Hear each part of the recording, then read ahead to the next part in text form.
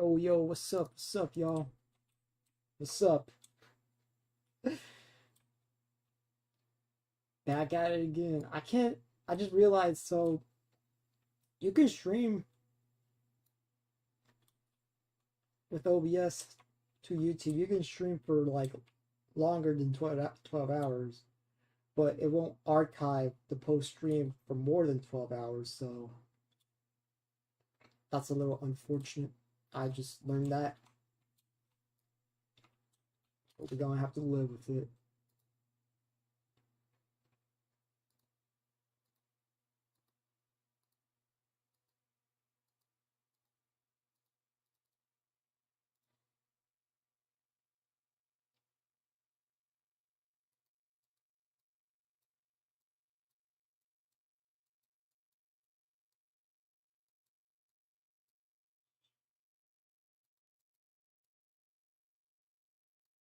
Mm, mm, mm, mm, mm.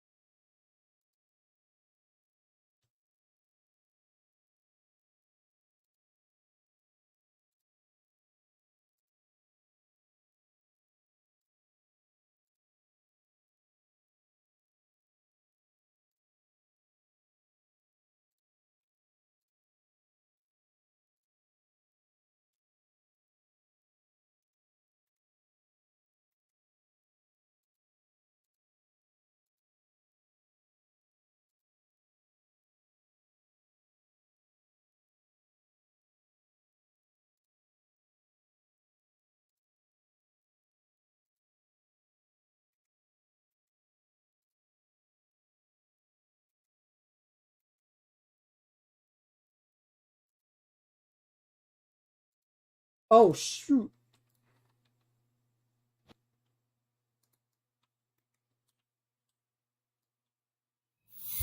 What fortuitous circumstance be this? Come to spend 100 years of service aboard the Dutchman, did ye? Well, there be the devil to pay first.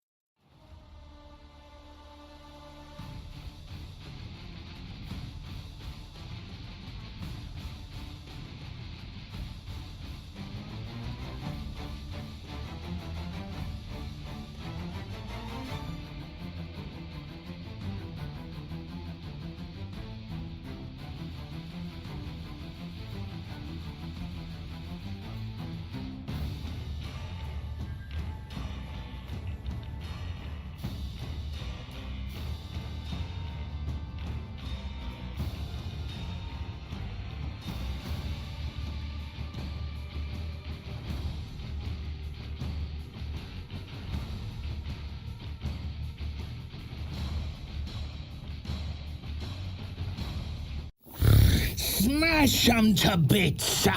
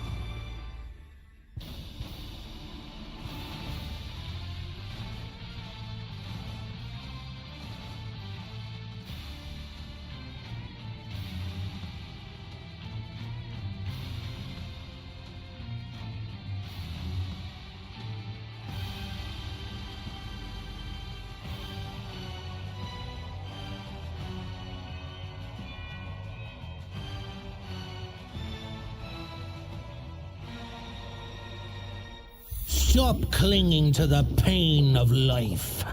Serve before the mast.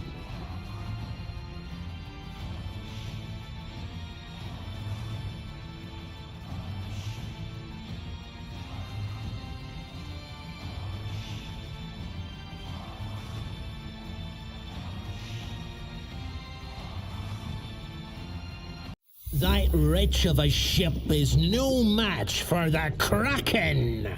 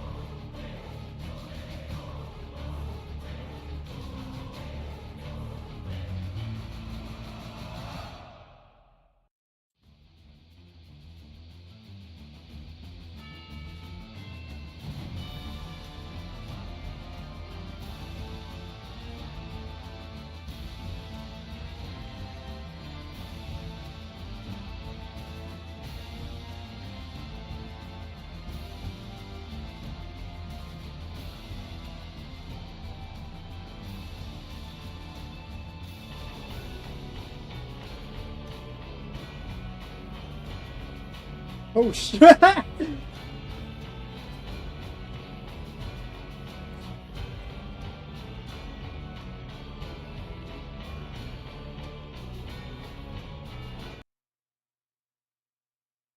Did it.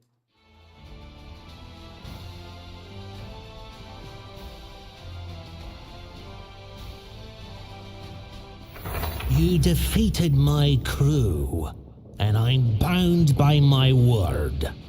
You're free to go, but remember, your fate is to be married to this ship. In good time.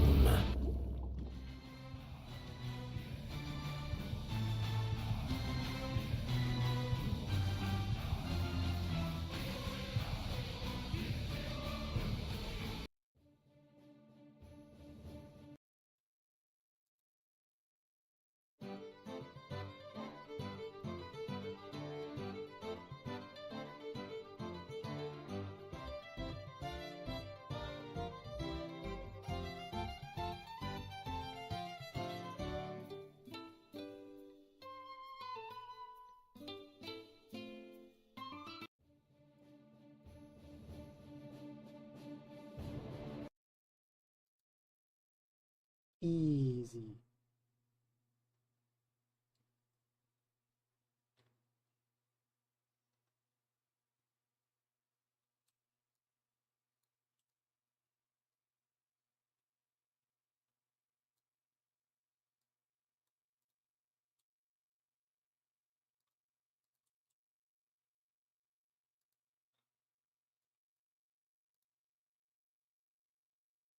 Morale issue.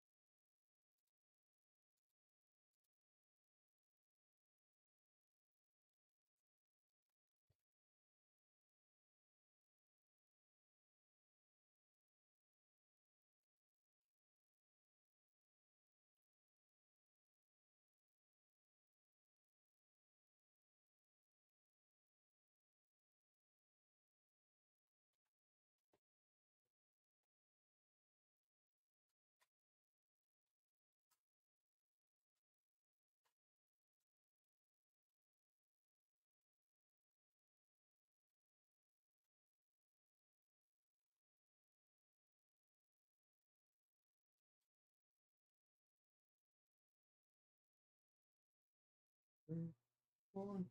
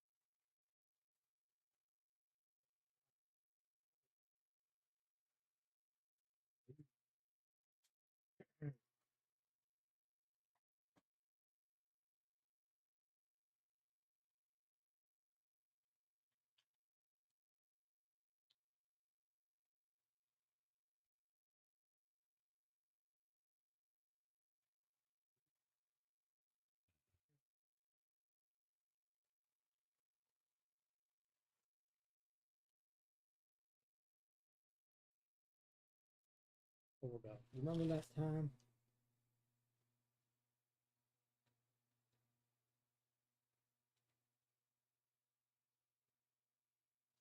It's gonna rain.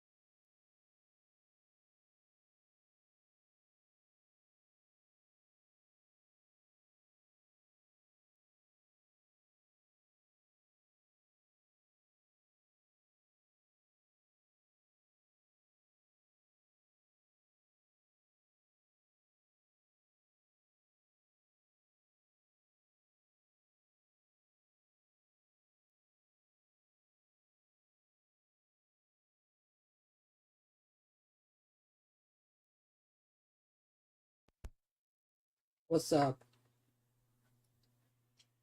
I'm back.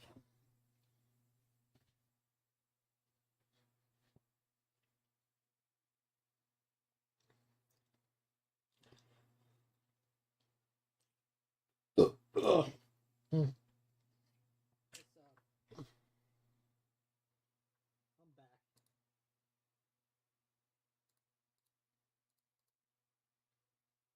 What's up? I'm back.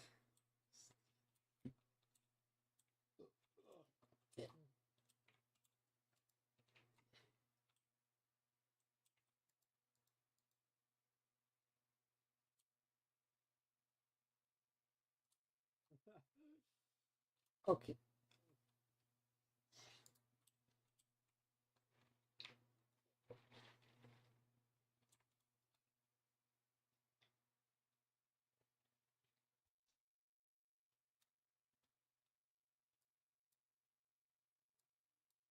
Okay.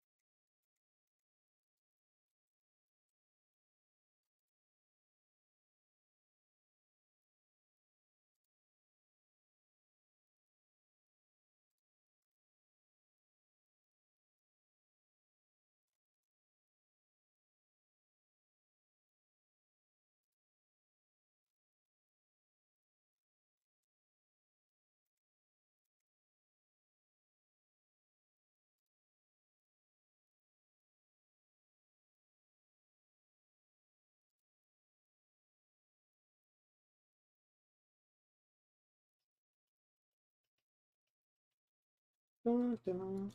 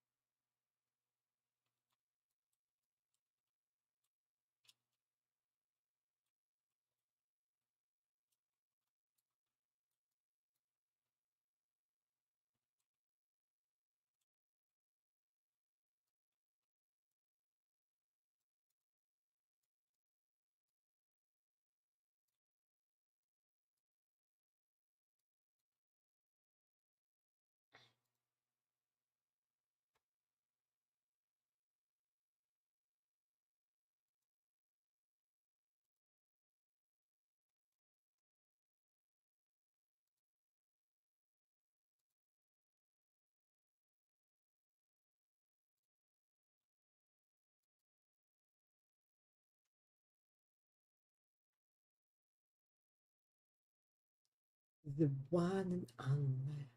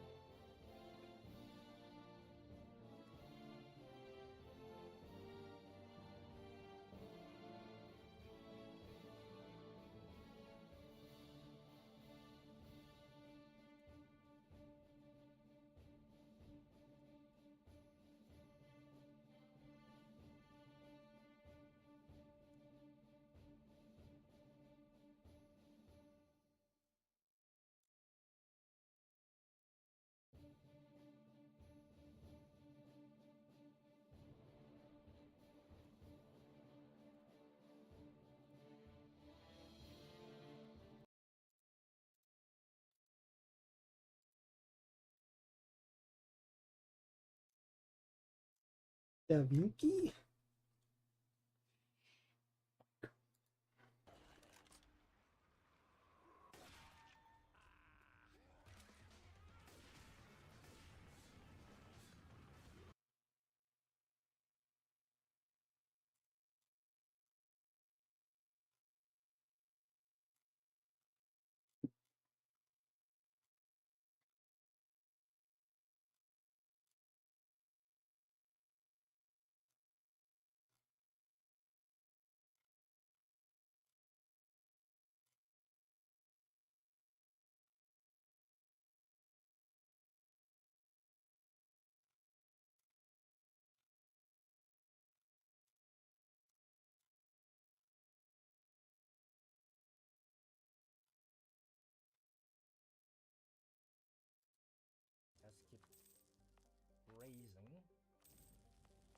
this land first.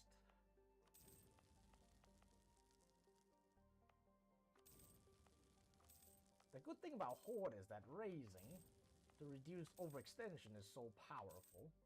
On top of that, your vassals are gonna benefit from that too, because it's like now easier for them to core it, and they also get lower overextension. So aber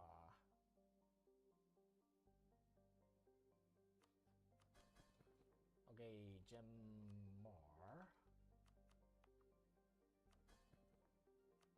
Jumlar, whatever his name is. Cool.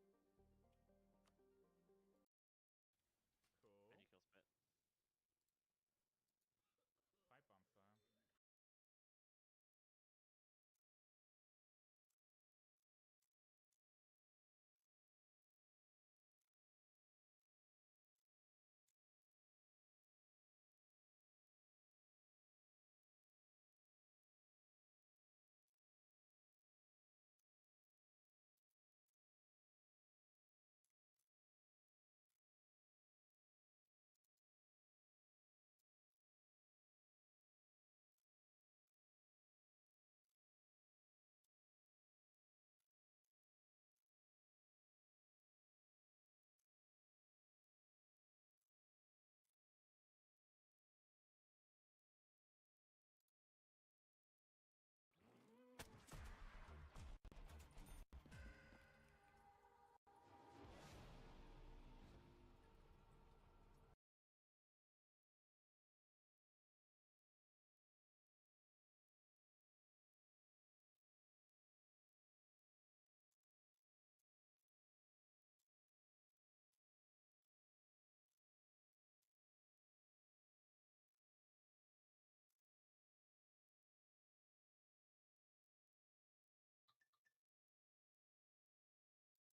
Ah, foreign characters in games and movies. That's something we all love. You know how when there's a Mexican or a Latino character in general in a game or a movie, he'll always just be the guy that yells "Chingada madre! Muerte, cabrón! Hijos de puta!" And that will just be his entire personality and nothing else in between. I mean, for most people that just kind of works. But like, if you're someone living and in these countries and speaking their languages, you will cringe a lot while listening to that. And unfortunately, Rockstar Games is no exception to that rule.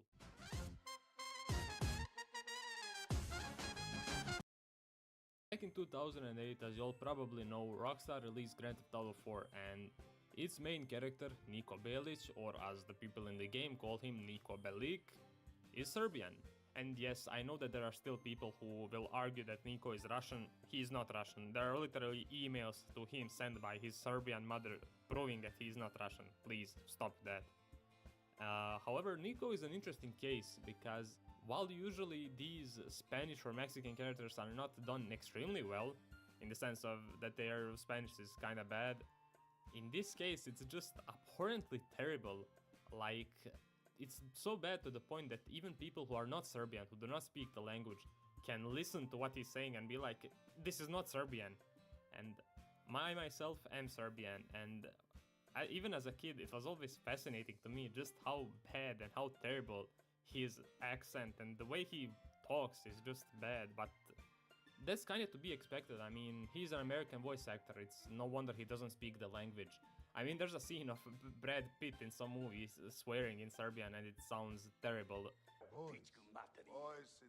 Like, that's to be expected, but to me, there are some way more bizarre things than just the way he speaks. And the more I think about it, the more I'm weirded out by just the decisions Rockstar made. The first thing that was always weird to me were actually just the names. Now, Niko Bellic, or Niko Bellic, is an unusually uncommon name when it comes to Serbia. I mean, I have never met somebody in my entire life that's named Niko. Like, Bellic, okay, it's a somewhat common last name, and I think that that's okay, but Niko, not a common name at all. And speaking of which, Roman. I don't think I have ever heard of somebody talk about anybody that's named Roman in my entire life, like Roman who's living in Serbia, not in some other country where it might be common. And I always wonder why is that, especially because they're the only two characters where the names actually don't make sense. Well, there's one more, but we'll talk about that later. For example, Niko's mother, Milica, has an extremely common traditional Serbian name, and it makes sense. And Darko, the person who betrays Niko, is also an extremely common traditional Serbian name. So why are Niko and Roman named like this? Well, I have a theory. You see, throughout the game, everybody has to talk to both Niko and Roman, and if they had, for example, like a very common Serbian name, such as, I don't know, Milivoje, okay, that's not extremely common, that's something, that's a really old name, but just take that and imagine some American actor trying to break their tongue just pronouncing that. And so it made sense to me why Niko and Roman were named like that, so that the American voice actors can pronounce their names properly. And they do a fairly good job. I mean, everybody calls them Niko Bellic instead of Niko Belic, but okay, it's not that easy to pronounce as an American. However, there is one fairly worrying aspect and something that I've always thought about, and at one point I even thought that it had like a deeper meaning, but no, I think it's just an oversight. Florian Kravic. I have never Lord. ever seen a Serbian person named Florian. Me neither. Florian sounds more like an Albanian name, which makes no sense because in the game he is Serbian. He fought in the Yugoslavenian war alongside Niko and he knows Serbian. And his last name Kravic, as uncommon as it is, like I have also never heard of somebody named Kravic.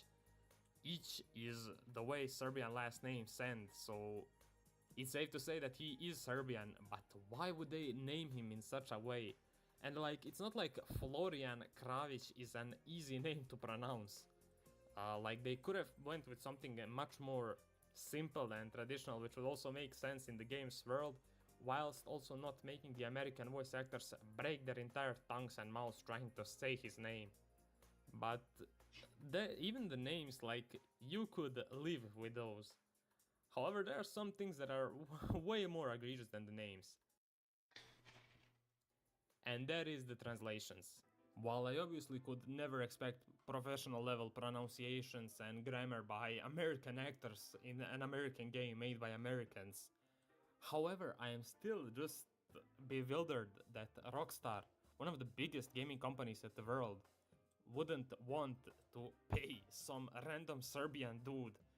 Like, you could give him a beer and he would go and explain. There's like maybe 100 lines of Serbian in the entire game, and he would be able to explain to you how to say these lines, because I don't know what tool they exactly used when creating the game. Like, I doubt that Google Translate was really a thing in 2007. However, like, it's clear that the translations that they had were not done by a Serbian person, and I can explain why. We're going to analyze each critical scene, and I will explain to you what really does not make sense in any context. So the first scene I want to talk about is actually in the very beginning of the game, when Niko and Roman are driving to their apartment, and Roman asks Niko if he has ever been with two women at once. Just take a quick listen. Niko, you ever had two women at once? Four big titties to be playing with? Mislio sam da će umreti I otići o raj, čoveče! Ne mogu da kažem, da imam. So Niko says, Listen. Čoveče! Ne mogu da kažem. Ne mogu da kažem da imam. Ne mogu da kažem. Da imam. So Niko says, ne mogu da kažem da imam. Ne mogu da kažem da imam. Well, in this context, he is referring to him saying that he has never been with two women at once, and the subtitles say, I can't say that I have, which confirms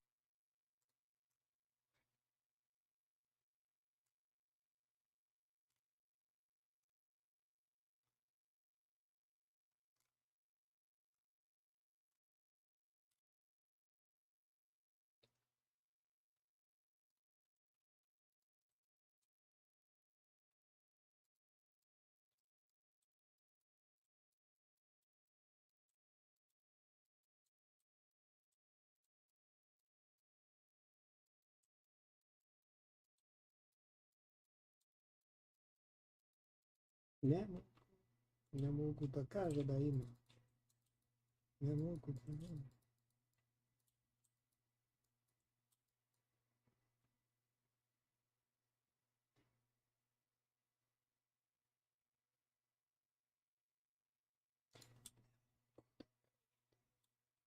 Могу да кажа.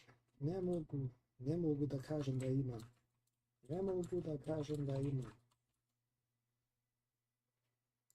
That. And yes, I do have to read the subtitles because otherwise sometimes I would have no idea what they're talking about, and you'll see why. However, the way that Nico frames it, or rather the way he says it, ne mogu da kažem da imam.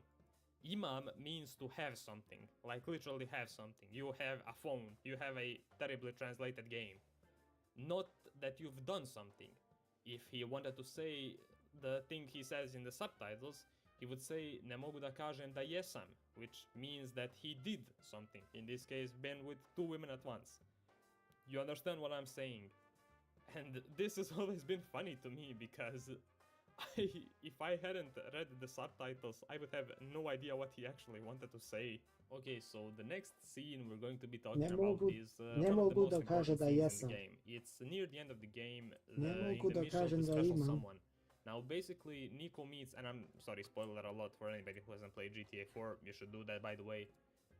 Near the end of the game, Nico finds Darko, the person who betrayed him and his crew back in the war in the 90s, and he confronts him, and they both kind of speak in this weird mixture of English and Serbian, and it all just sounds kind of weird. I'm going to play the scene out for you, and you can see what's going on, and I'll try to explain exactly what's wrong here. You remember me? Pusti me. Ne poznajem te. I don't know you. Yes, you do. I'm the one who survived.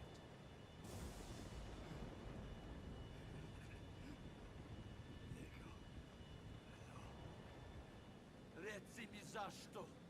Zašto? Zato što smo bili prijatelji. Svi smo odrasli zajedno.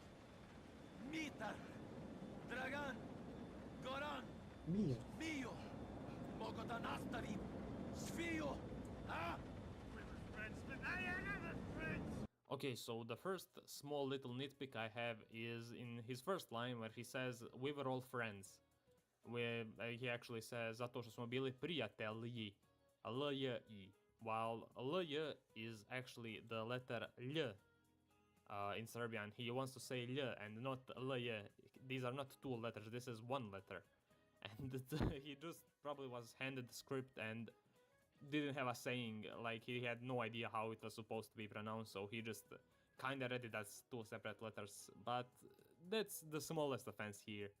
The real big offense comes in the next line, where, first of all, the Mitar is not a real name, as it says in the subtitles. M-Itar is the name, and I'm kinda surprised, like, because Nico's voice actor says it correctly, so why is it written as Dmitar in the subtitles? But that's alright. However, the worst absolute offender here is in the next part. He says, Mitar, Dragan, Goran, Mio, mogu da nastavim, svio. Bio. And the subtitles say, I can continue and name them. Mogu da nastavim svio. Mogu da nastavim da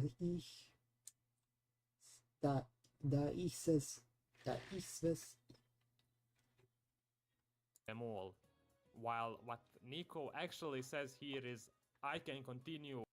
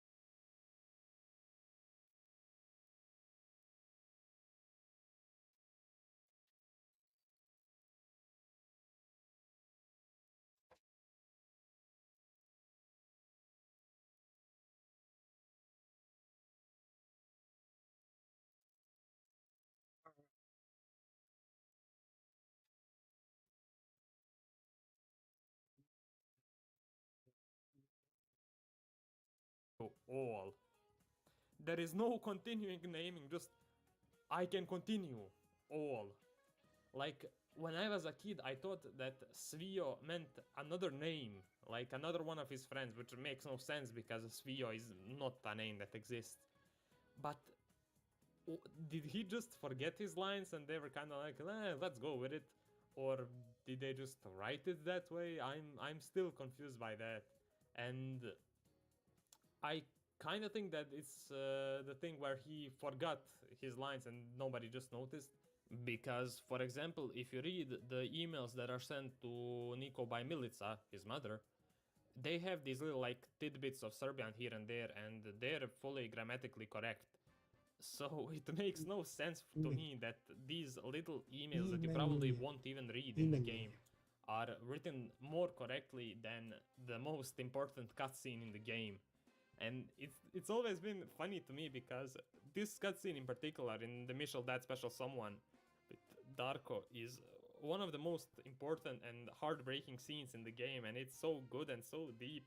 But it's always been kinda ruined to me just because of the way that Nico speaks, and it's also funny to me. And yeah, I really wonder how other people who are not Serbian reacted to this scene. Like, does anybody notice that it kind of sounds off, the things he says, or it's just the case where they think that's Serbian, which would be fair, honestly. I mean, I'm pretty sure that most foreign games have issues like this, and we just do not notice them because we are not from the countries that the languages they speak are.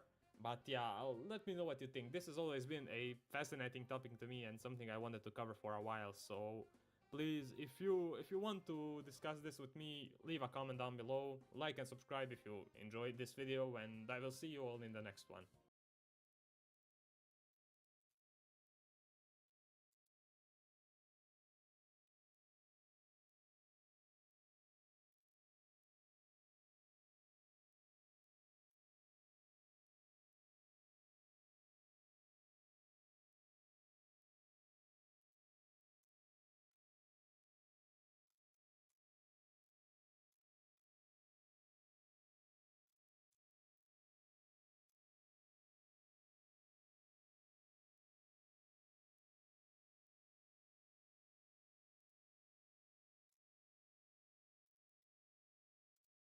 University.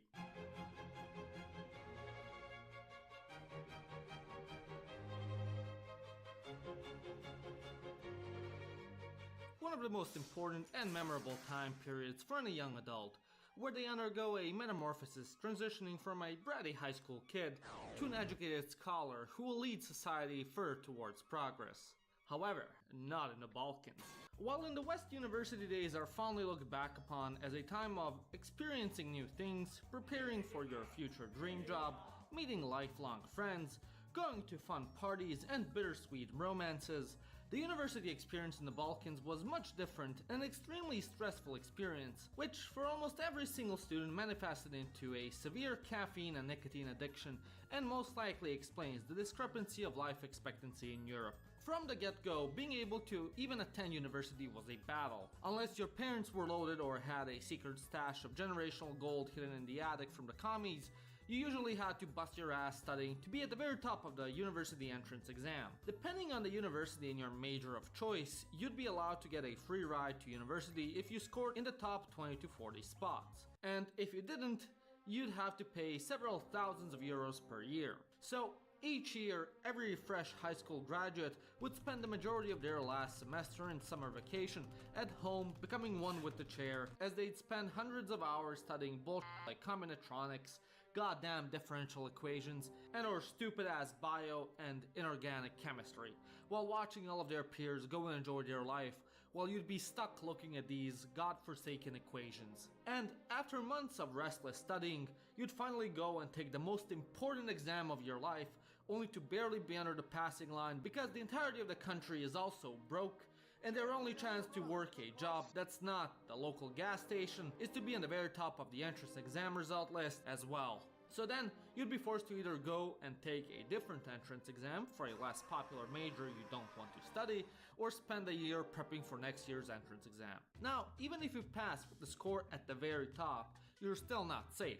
To keep your sweet government-subsidized education, throughout your enrollment at university you must continue having a GPA in the top percentile. Otherwise, you'll have to pay for your tuition if you drop below the GPA minimum by the end of the year. Nevertheless, somehow you'd make it to uni, with blood, sweat and tears. And usually you'd move away from your parents into either the capital of your country or the second largest city with an inferiority complex that thinks it's better than the capital. But it really isn't.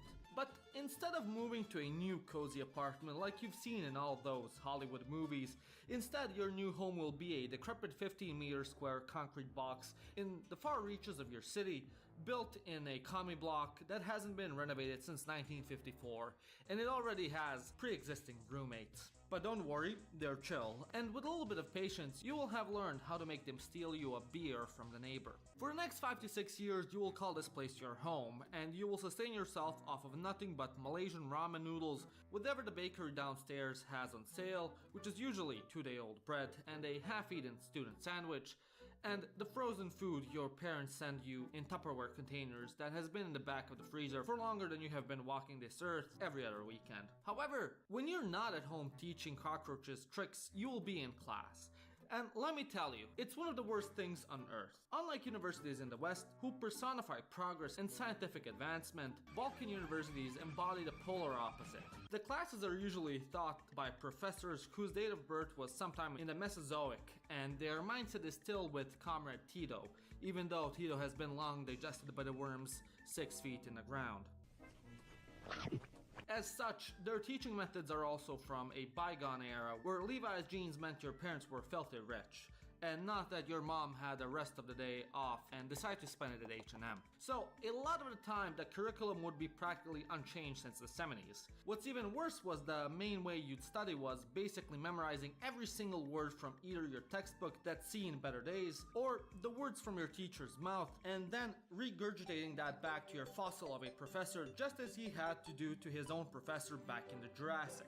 Of course, if you deviated by just one single word, or God forbid used critical thinking and voiced the material in your own words, you'd fail because alongside lust, gluttony and greed, phrasing things yourself during an oral exam is a cardinal sin when it comes to Balkan academia. Sometimes, even if you'd memorize the entire book and regurgitate the slop your professor wanted to hear, he'd still fail you. Because for some reasons, professors in the Balkan think it's a flex to have a high number of failing students in their class. One time in my statistics class, the professor was telling us a story about how she had several of her colleagues go and teach in the US. The Serbian professor then bragged how they're such tough professors because very few people pass their classes, and contrary to the praise and adoration they expected from their American colleagues, they were just dumbfounded and criticized them instead for being bad professors. Rightfully so, if you ask me. And when I tell you they will fail you for no reason just to pump their egos, I'm not exaggerating to be like,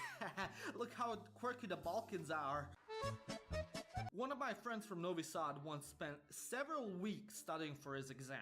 He pulled questions from a hat, which is a common way of getting questions for an oral exam, answered all of them correctly, and the professor still failed him because the questions he pulled out were too easy for him. So the least you could say was that dealing with the professors was frustrating. What sucked even more about failing an exam was that shit had consequences on your own pocket. Now, I don't know for the rest of the Balkans, but in Serbia, if you go to a public university, you have to pay an exam fee whenever you wish to take an exam. Now, this fee can range from major to major and can be smaller or larger depending on the amount of times you took the same exam. But nonetheless, you still had to pay to take the exam at a university you already paid tuition to attend. So, of course, if a professor pulled some egomaniac bullshit and failed you just because he didn't like what his bitch of a wife made him for lunch that day, you lost your money for nothing, and then you'll be forced to pay again next time you have to take the same exam. However, even as annoying classes and exams were known to be, the best part of going to classes was hanging out with people you'd meet there. I don't know what it is, perhaps it's the shared misery or the mutual camaraderie that is garnered from failing the same classes for the billionth time this semester, but it seems that your lifelong friends are met during your university days. Now, unlike in Hollywood movies set in the sunshine-rich beaches of California, where college kids go and hang out at the mall during the day and then party like wild animals, throwing lavish frat parties during the night, in the Balkans things are much different. During the day, if you're not in class, you're probably at home studying for hours on end, single-handedly funding the lo-fi girl's existence. However, as soon as the sun goes down, you and all your study-induced zombies of friends come out of your holes in the wall and head to the dreaded student park, where you all pull as much meager cash you have left from the gibs your parents gave you when they stopped by earlier in the month to drop off your food for the month and buy 2-liter beer bottles and whatever hard liquor is the cheapest and will give you cirrhosis after 2 shots, and spend the night away drinking out in public and making a fool of yourselves. Of course, considering the huge amounts of stress everyone is going through on a daily basis as a student, all of your university friends are colleagues. However, as everyone's broke, all the students would freeload off of one guy that has a part-time job and can afford cigarettes. Also, if you're that guy at this point in your life, there's a good chance you'll ditch the packed stuff and start rolling your own cigs because it's way cheaper and you have a flock of hungry chicks to feed. And so, for the next 4 to 8 years, or how many ever it takes you to finish your bachelor's, or your parents to get fed up with supporting a 20-something-year-old underachiever alcoholic majoring in some sort of IT or engineering, this will be your life at university in the Balkans. A truly stress-filled, miserable existence filled with state-sanctioned bullshit. But nevertheless, it was the best 4 to 8 years of your life, and you missed them dearly. Anyways, what's been your experience at any university in the Balkans? What did you major in? Did any of this relate to you or your experience? Let me know in the comment section down below. Also, don't forget to subscribe and like this video if you liked it. And if you really liked it, become a member like these wonderful people. Or check out my merch at theironicsshop.com. My name is Janos, and you've watched Living Ironically in Europe. Hey, why are you living in the USA?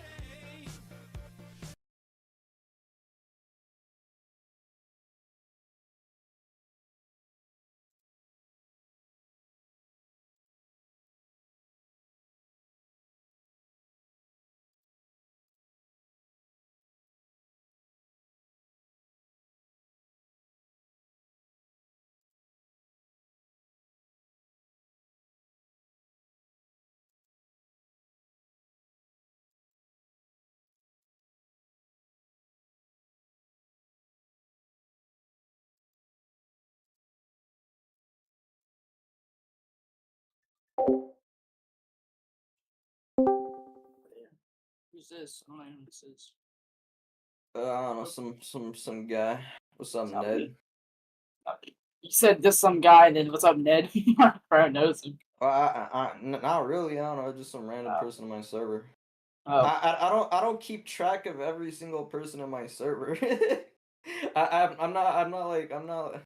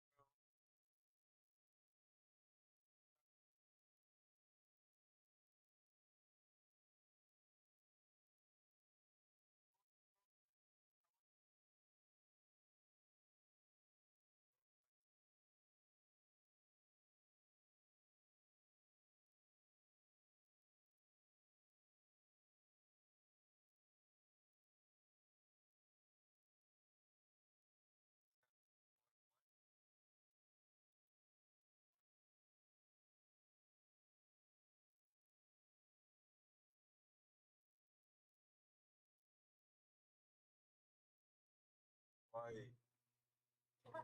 He's white. No, no, no, no. He's in the freaking Balkans, bro. That man has white skin.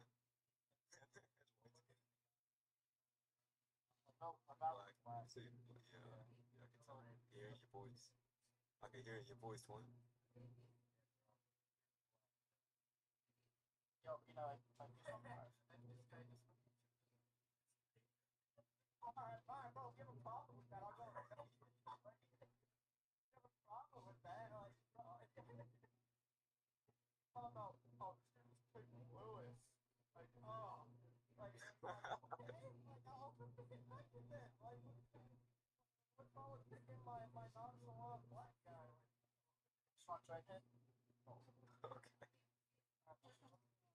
Somebody needs to make a mob where Luz has freaking dreads and he's 7'1".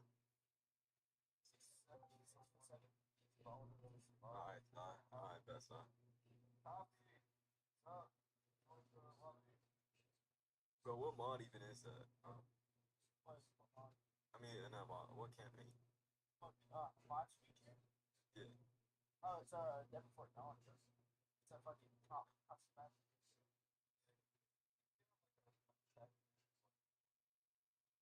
That's crazy.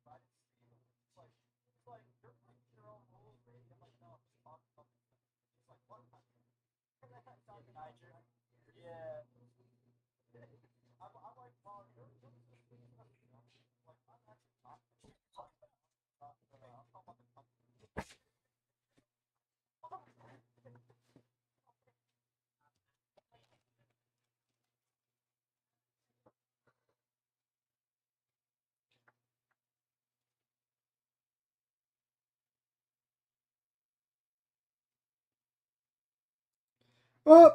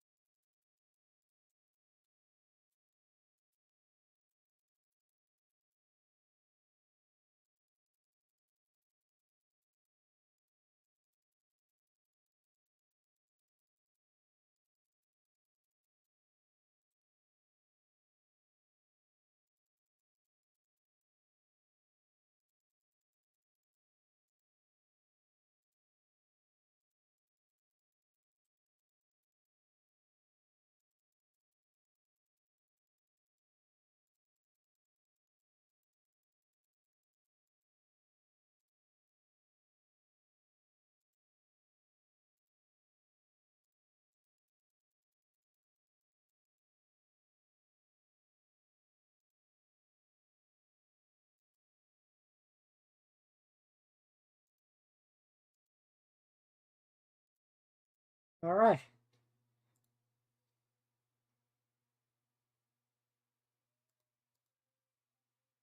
All right.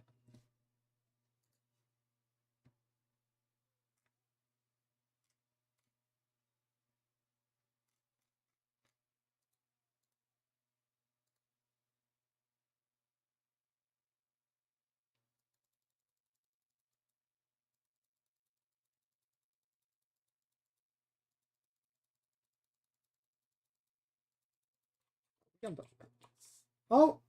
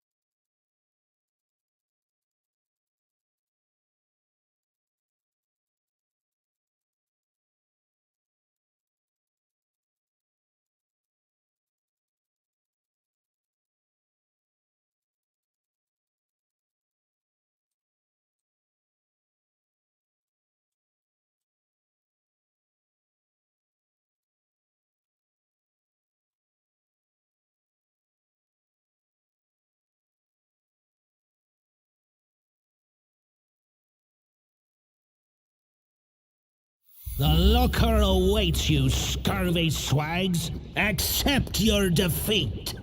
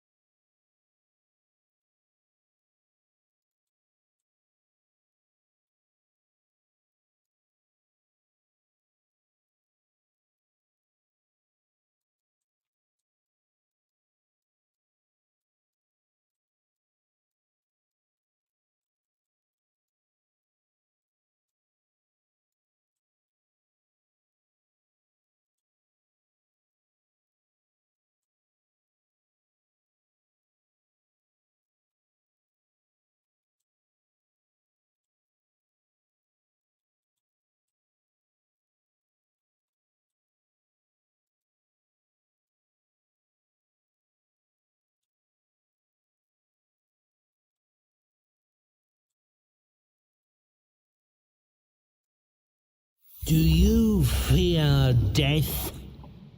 Join my crew and postpone judgment.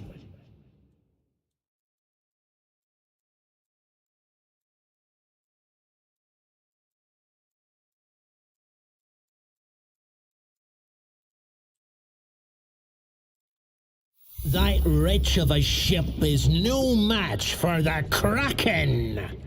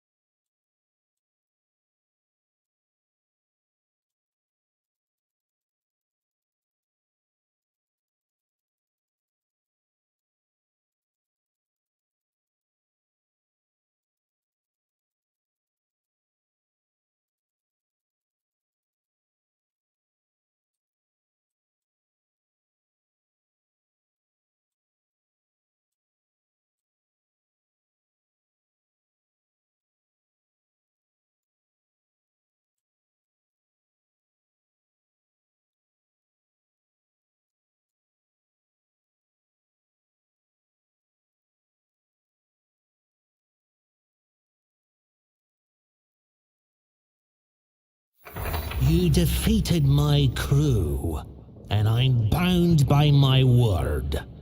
You're free to go, but remember, your fate is to be married to this ship. In good time.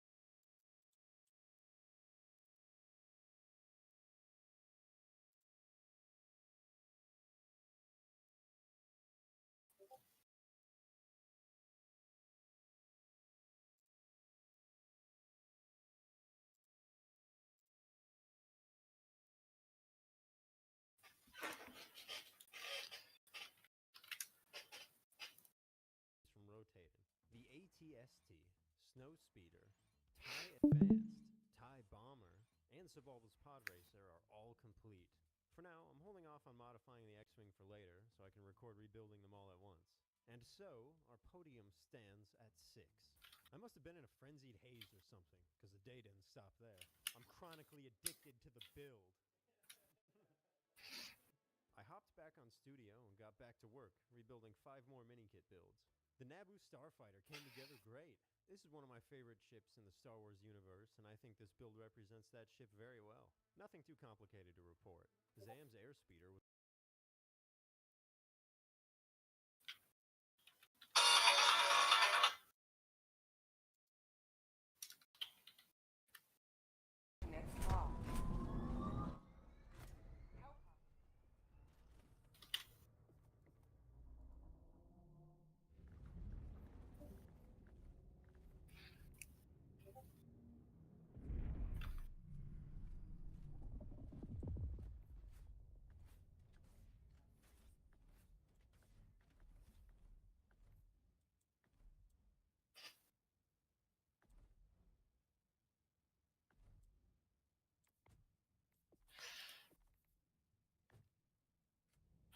Alright, I think I'm actually gonna go lay down for a little bit. You sleep. Go sleep. Good night. Actually, no, fuck that. I'm no longer going to sleep. But I'm not gonna be in call though. No, go sleep. I'm staying up all night. If I die, I die. No, I'm joking. Jesus. Good night. Bye-bye. Nah, fuck that. Nah, good morning. Bad morning. Bad morning for you, Amber. Bad morning for me. No.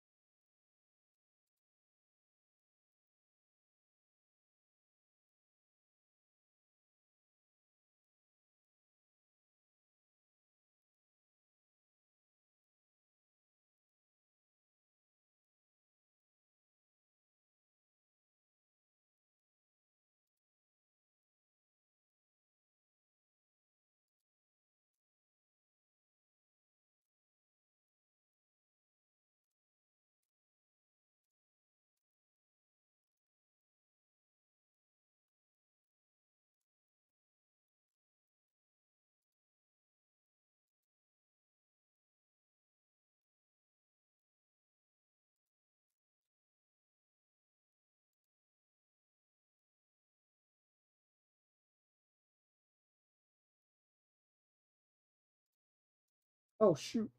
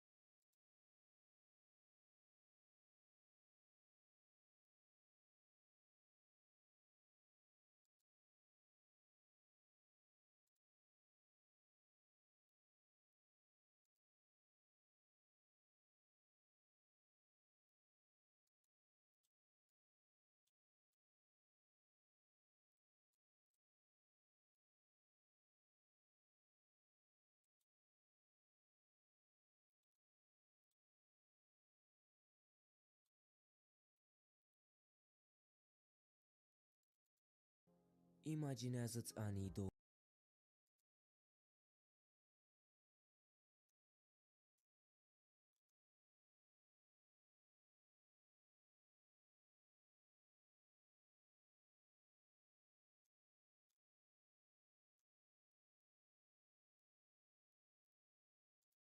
The Balkan Pact was signed in 1934 and it was made up of all the countries that border Bulgaria, with the goal of containing the country and preventing further expansion, as the Bulgarians had irredentist claims in all of their neighboring countries. The danger for the Balkan territorial integrity and stability ended up being not Bulgaria, but rather it was Italy and Germany, which had partitioned Yugoslavia, gave away Romanian lands and fully invaded and conquered Greece. The question in this alternate history is, what if the Balkan Pact was activated when Italy invaded Greece, bringing all of these countries in a state of war against the Axis? How do you think the Second World War will change? I would answer all of these questions you may have in this video. Thanks to the comment section for suggesting this video idea. The reason why the Balkan Pact was never activated is due to the contract itself, as all member countries would only defend each other in case one member is invaded by another Balkan country, which is either Bulgaria or Albania. The thing is that Italy also holds small parts of the Balkans, and later they annexed Albania, so you could argue that this pact should have been valid in case of an invasion by Italy as well. One cool thing is that in the Balkan Pact, all members had abandoned their irredentist claims to one another, as to focus on containing Bulgaria. This meant that Greece and Turkey finally got along after centuries of conflict, mostly because of Bulgaria. In the Balkans, in order to defeat one of your enemies, you must reconcile with an old enemy. Another reason why the pact was never activated once Greece was invaded is similar to the Little Entente with Czechoslovakia ceasing to exist, with Romania and Yugoslavia not backing up their ally. In this alternate history, we can alter the exact document as to also be against Italy, not just Bulgaria and Albania, but also we can have a change of mindset in Romania and Yugoslavia. The thing is that both Romania and Yugoslavia were part of the Little Entente, which ceased to exist after Czechoslovakia was taken over by Germany. The Balkan countries would need to realize that they need to work together and not abandon their allies, or they would be next on the chopping block. Of course, this is not too highly realistic, but I have several ideas on how this could happen. Historically, the Romanians and Germans met in 1938, with the German side demanding more trade concessions from the Romanians. The Austrian painter personally demanded that some ultranationalist leaders are let free from jail and put in charge in Romania. The Romanians responded to this by taking their ultranationalist political prisoners and executing them. The official excuse by the Romanian side is that these prisoners tried to run away and were executed as a result of that, but we can't ever know. What we do know is that Romania was sort of hostile to Germany, but despite the Romanians executing German sympathizers, the two countries still traded as if nothing had happened, as Germany wanted the Romanian oil and was willing to close their eyes for now. Yugoslavia, on the other hand, knew that Italy is allied with Germany, and that the Italians have irredentist claims in their country, as such war was expected. Similar situation could be said for Greece, as they could also fear Italian invasions, but also Turkey, which has claims in the Italian Aegean islands of Rhodes. The Italians were also promised zones of control in Turkey with the fall of the Ottoman Empire, but this was reversed, so Turkey could also potentially fear an Italian invasion. As such, all members of the Balkan Pact had very solid reasons as to stand strong against the Axis, and they all had common enemies, but unfortunately they didn't realize their potential and didn't stand strong, with all member countries except Turkey having something to lose. Had these two together, they could have thrown a wrench in Germany and Italy's plans in the Balkans. So now we know why this pact was historically not activated, but what if it was? The thing is that the Balkan Pact was initially designed against Bulgaria. In 1938, all of this changed in the Salonika Agreement, where Bulgaria was allowed to remilitarize. Bulgaria's army was limited to only 30,000 soldiers by the Treaty of Neuss-sur-Seine, and Bulgaria is reportedly the only former Central Powers member that obeyed by the treaty limiting their army, unlike Austria, Germany and Hungary. As such, with the Salonika Agreement, Bulgaria was not seen as a threat to the Balkan Entente, as the member countries recognized that Bulgaria cannot win a possible Third Balkan War, so they opted to start working with Bulgaria in 1938, rather than to push them away to the Axis. Historically, even France and Britain advised the Balkan Pact to consider working with Bulgaria, rather than casting them away. I mention all of this because I think it's really likely that Bulgaria becomes a member of the Balkan Pact, which would allow for all member countries to focus on the Axis and recognize them as the major threat to the peace and territorial integrity of the Balkans. Bulgaria in the interwar period was truly chaotic, but I want to focus on the 1934 coup d'etat, where a military dictatorship was briefly established that banned all political opposition and introduced heavy fines and prison sentences if anybody were to create a political party that would challenge the dictatorship. Tsar Boris III, with the help of loyal military union officers, managed to dismiss the Bulgarian dictator at the time, Kimon Georgiev. This is important as the Tsar practically restored control over the country. If this were to fail, Bulgaria would have most likely been invaded by the Balkan Pact, which was a real possibility. The fact is that Boris III managed to reform Bulgaria and appointed peaceful-minded ministers, which allowed the Salonika Agreement to even happen. But it could have went one step further, allowing Bulgaria to join the Balkan Pact. Here's how. In the 1934 coup d'etat, the Turnovo constitution was abolished, but Boris III brought it back after Kimon Georgiev was dismissed. The Turnovo constitution was actually written in this building right here, and for its time it's considered as being one of the most advanced liberal constitutions in the world, as it was modeled after the Belgian 1834 constitution. After that, Boris III managed to show to the Balkan Pact that Bulgaria has peaceful intentions, and the main sign was that Bulgaria suppressed the internal Macedonian Revolutionary Organization, which operated in Greek and Yugoslav Macedonia, causing trouble for both countries. Bulgaria further showed their peaceful intentions by signing the Bulgarian-Yugoslav Treaty of Eternal Friendship on the 24th of January 1937, so this convinced the Balkan Pact to change their stance.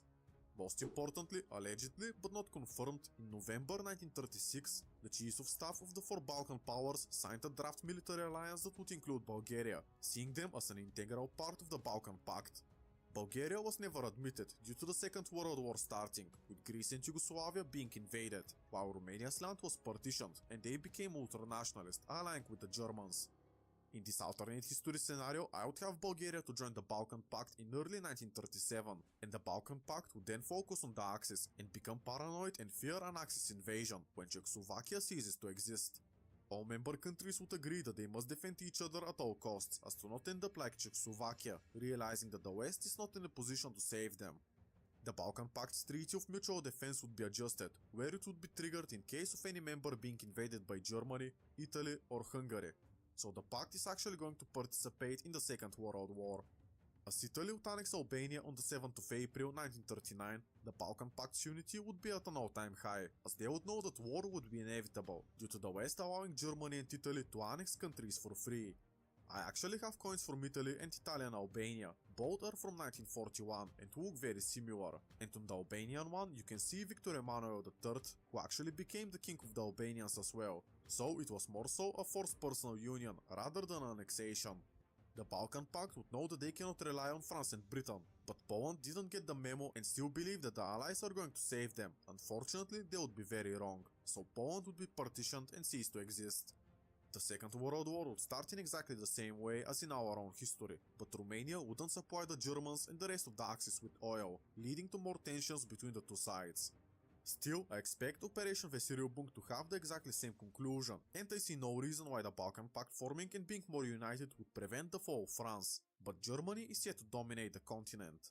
It looks like if Germany wants to consolidate the Balkans, they would need to take them by force, which is unlike in our own history. Historically, Romania willingly joined the Axis and their land was given away, while Bulgaria also joined the Axis as to not be invaded, but Bulgaria didn't officially join the war.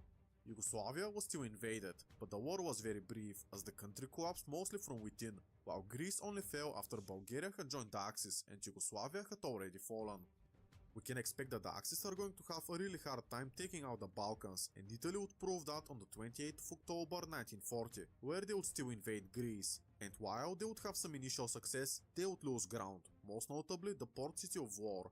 The Axis cannot really reinforce Albania further, so this is why historically the Axis conquered the rest of the Balkans as to finally capitulate Greece, but this time it's not as easy.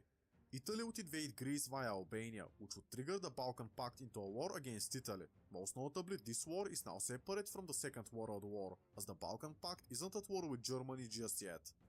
Believe it or not, Germany had declared war on Greece almost 6 months after Italy, so, applying this logic, for a brief period of time, the Balkan Pact wouldn't join the Allies and be at war with Germany. Under these conditions, I would say that it's more than guaranteed for Italy to lose Albania, as they would lose parts of it to Greece as they did historically, while now Yugoslavia can also invade from the east and north, overrunning the country. The Italian port of Zadar could also fall rather easily after a quick Yugoslav siege, with Italy starting to lose ground in the Eastern Peninsula and Western Slovenia. I expect this to happen in around 1 to 3 months after the war has started, so Germany would need to join this war as to save their ally. I can potentially see Italy to become even more unstable, looking similar to the 1943 Italy we had in our own history. For the sake of this alternate history scenario, as I want to make the video more entertaining, I would have Mussolini to be deposed and the Germans would fear that Italy could leave the war altogether. As such, Germany would coup the Italians and install Mussolini once again, under the Italian Social Republic, which would practically become a German client state and lose some land, exactly what happened to Italy in 1943. But this time it would happen 3 years sooner, due to the Balkans defeating Italy so badly. With Germany taking Italy, this serves as the perfect excuse to merge the two separate conflicts, so the Second World War would expand, with the Balkan Pact joining the Allies, and the Axis declaring war on the Balkan Pact. Hungary would not gain northern Bessarabia and Vojvodina for free. This time they would need to fight for it, which would further strain the Axis resources. I don't think it's too insane to consider that the Balkan Pact would abandon some territory, as to focus mostly on defense, waiting for British reinforcements. I think it's completely reasonable, so Romania and Yugoslavia would retreat to more defensible positions, behind rivers and holding down mountain ranges, so most of Transylvania would be given up, but the rest of Romania would become a fortress, as the German tanks would be less effective in crossing the Carpathian Mountains. The Balkan Pact truly has the potential to hold out the Germans and not fall if it wasn't for the Croatians, which would start a civil war in Yugoslavia. Basically, a large gap would open up in the front lines, making the Balkan Pact rush troops there, and as a result of that, making their defenses on other fronts less strong. The British Navy would be present and aid in some operations, but not too many British soldiers would fight on the side of the Balkans. The reason for that is Italian North Africa. Historically, the Germans sent Erwin Rommel, where he showed his skills and was able to do some gains, but not capture the Suez Canal. This time, Erwin Rommel, I assume, would be sent to the Balkans, with the Axis practically abandoning Africa, as there is no reason for Germany to try to keep Libya. First up, it was Italian, so Germany wouldn't care too much about it. But also, Britain was able to supply the region better, while the Germans and Italians had to cross the Mediterranean Sea, dominated by the Royal Navy. So, I would assume that the German High Command would realize that they cannot win on the African front, so they should abandon it, no matter how painful it is. The British could be transported to the Balkans, but the truth is that the British task force would be somewhat minimal, as they would see the writing on the wall. Remember that Britain had been caught off guard at Dunkirk not even a year prior, so them over-investing in the Balkans while they're losing is unlikely. Basically, Britain would like to prevent a second Dunkirk. I truly believe that the British could hold out the remainder of the Balkans if they were to send their full force, but due to their embarrassment in Dunkirk, they would not risk it. As such, the Balkan countries would be left mostly alone to fight all the foreign invaders. The Balkan Pact has the advantage of terrain, as the Balkans are mostly mountainous, slowing down the German advances, but not preventing them. I assume that Yugoslavia would lose Belgrade, making them surrender quite soon, as to avoid further destruction, leading to their allies to pick up the slack. Romania is also not in a favorable position, as they would have lost Transylvania, and with the collapse of Yugoslavia, it looks like the German tanks are soon going to be in Bucharest. Romania, right before they capitulate, are going to sabotage their own oil fields, preventing Germany from having them. The Romanians are also going to dismantle their military production factories and ship spare equipment to their allies, but the Romanian front would be lost, leading to Bulgaria to put forces on the Danube and hold out the Germans. By that time, the year would be 1941, and Germany has already lost all of Africa, in addition to making slow progress in the Balkans. What I can see happening is for the Spring Offensive to be a huge success, crossing the Danube River, capturing the Bulgarian major cities nearby, which would trigger yet another coup by the Zveno, which was the military dictatorship I mentioned earlier in the 1934 coup d'etat. Remember that while Yugoslavia, Bulgaria and Romania have fallen, their monarchs and loyal supporters would flee and make governments in exile, so the German puppet governments they're likely to establish in the region are going to lack any legitimacy, as the world would recognize the monarchist governments. Germany is likely to push for Thrace and Macedonia next, where the Metaxas line would be defended, so Greece is likely to keep their core territory safe, while occupying at least half of Albania. As for Turkey, they would occupy neighboring Bulgarian lands and use the Stranja Mountains as natural defense to the north, and the Maritsa River to the west, with the south and east being oceans so safe from invasions. I can see Britain to deploy a task force ready to protect Istanbul and prevent it from falling into Axis control. Now the situation looks dire for the Balkans, but I must admit it's not as bad as it may seem.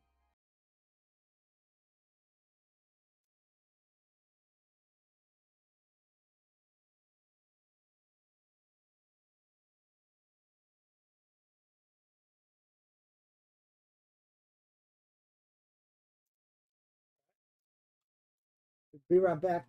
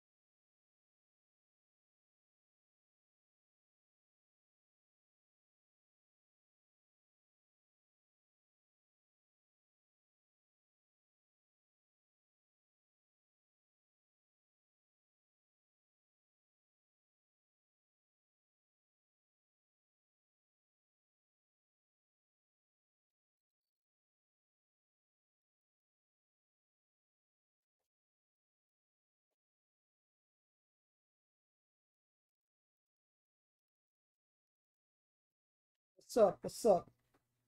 Alright. I'm back. Oh boy.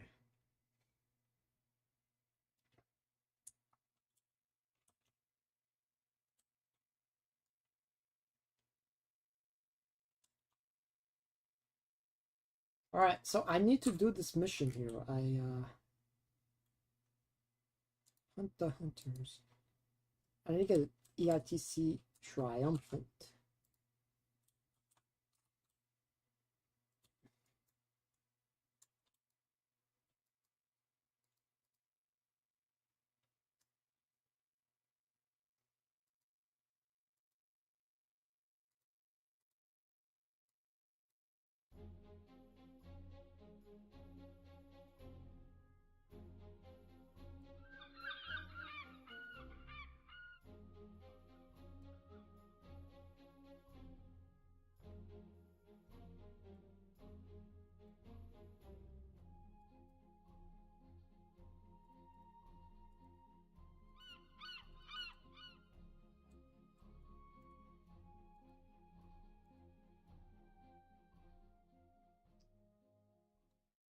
Turn him into fish food.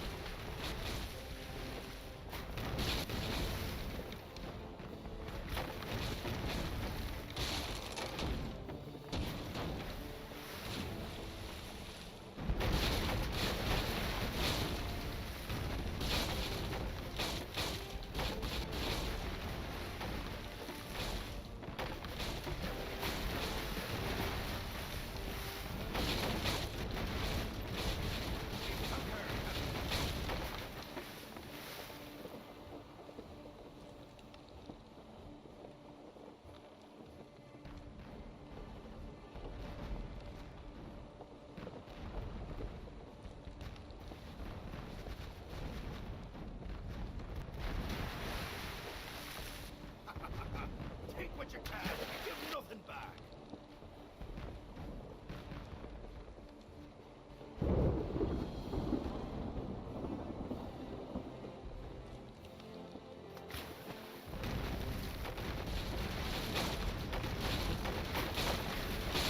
Bounty hunter!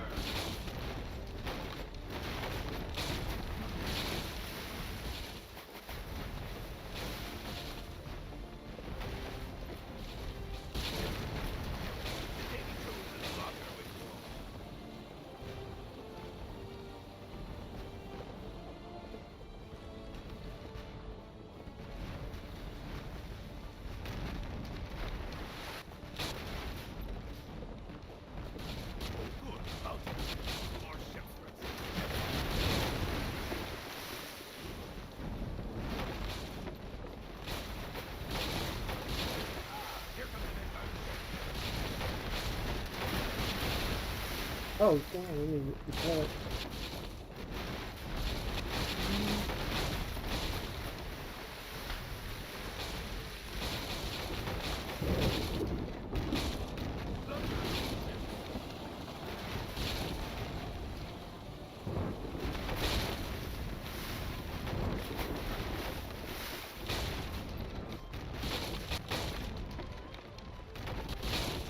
Turn him into fish food.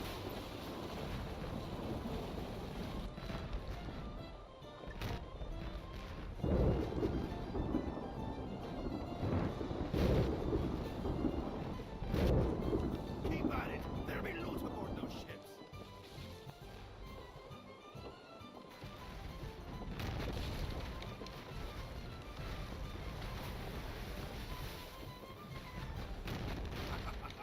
Take what you can. Give nothing back.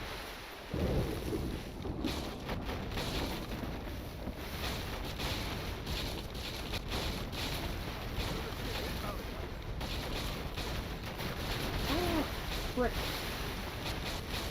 Oh my.